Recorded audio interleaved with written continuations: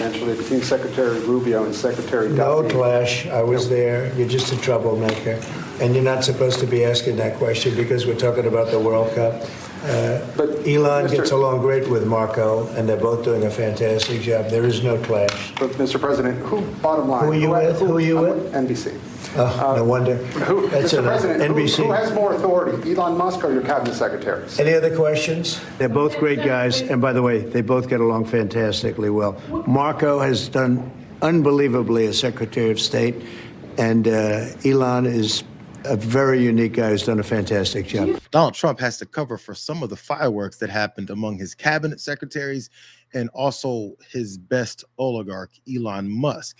There was a fight that went down in their private cabinet meeting. Donald Trump loves to have fights in front of him for people to vie for his attention. But once it goes public and someone as important to him as Elon Musk is involved, he blows them off. But number two, if you listen to it, that reporter asked him that question, the first thing he thought was, yo, you can't say that to me. You can't ask that question. He does this pretty regularly. By attacking Ukraine when you're trying to make peace there? Is President Putin disrespecting you by attacking Ukraine when you're trying to make peace there? What did he do? Well, he's attacking Ukraine.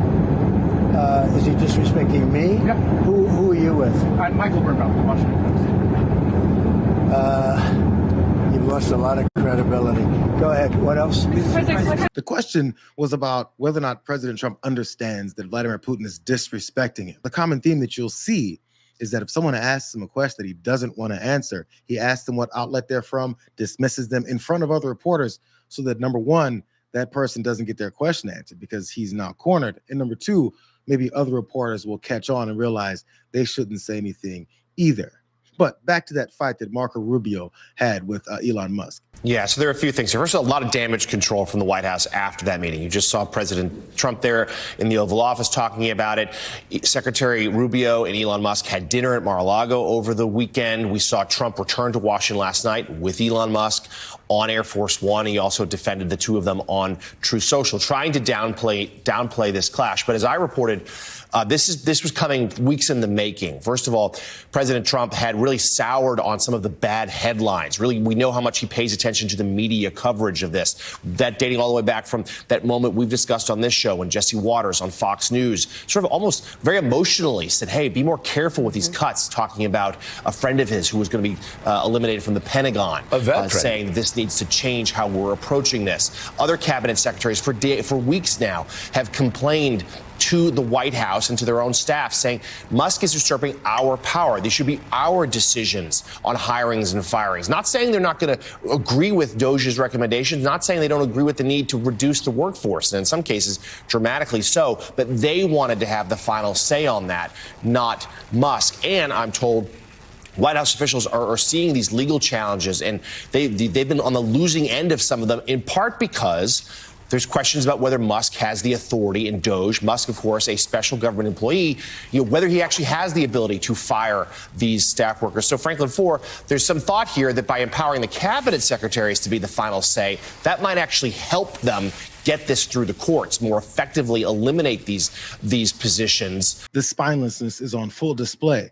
So some of these heads of these agencies in the cabinet aren't concerned about Elon Musk telling them what to do necessarily. They want to do what he tells them, but at least have their name attached to it. But the fight that happened between Rubio and Elon Musk had more to do with how these folks are being fired and how much he can do his job well. President Trump returned to his Mar-a-Lago resort after leaving the White House for the weekend with Elon Musk not far from his side. The special government employee is now at the center of an explosive meeting Thursday night, according to the New York Times. Musk clashed with several Trump officials, including Secretary of State Marco Rubio, over the Department of Government Efficiency to cut federal spending. Well, let's get to some of the juicy details that happened during that cabinet meeting between Marco Rubio and Elon Musk that Donald Trump was very much afraid of actually getting out to everyone else. Mr. Musk was not being truthful, Rubio said. What about the more than 1,500 State Department officials who took early retirement and buyouts? Didn't they count as layoffs? He asked sarcastically whether Musk wanted him to rehire all those people just so he can make a show of firing them again. Then he laid out his detailed plans for reorganizing the State Department. Mr. Musk was unimpressed. He told Rubio he was good on TV, with the clear subtext being that he was not good for much anything else.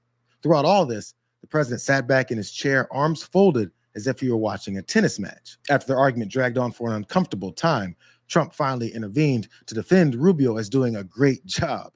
Mr. Rubio has a lot to deal with, the president said. He's very busy. He's always traveling and on TV, and he has an agency to run. So everyone just needs to work together. It's been said before, especially during Trump's first term, he liked to see his subordinates, his cabinet members, duke it out in front of him like a gladiator match or something to see which one is going to get his favor at the end of the battle.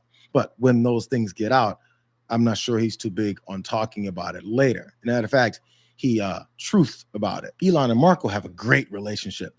Any statement other than that is fake news. DJT. So as with most authoritarians, no matter what we see, no matter what we experience, what he says, apparently we're supposed to believe over our own reality. It continues the fight that we've been having ever since this guy won the presidency. We see what's in front of us. He tells us what we should see instead, and enough people that follow him believe him versus their own lying eyes. But there was more to this battle and debate back and forth between these cabinet members, because it wasn't just Marco Rubio. Thursday's meeting, which was abruptly scheduled on Wednesday evening, was a sign that Mr. Trump was mindful of the growing complaints. He tried to offer each side something by praising both Musk and his cabinet secretaries. And at least one, Treasury Secretary Scott Bessent, who has had tense encounters related to Musk's team, was not present. The president made clear he still supported the mission of the Musk initiative. But now was the time, he said, to be a bit more refined in its approach. And it wasn't just Rubio and Scott Bessent, but also Sean Duffy, who's head of the FAA, as we've seen so many airplane crashes and near misses happen over the past few months. Mr. Duffy said the young staff of Mr. Musk's team was trying to lay off air traffic controllers. What am I supposed to do? Duffy said.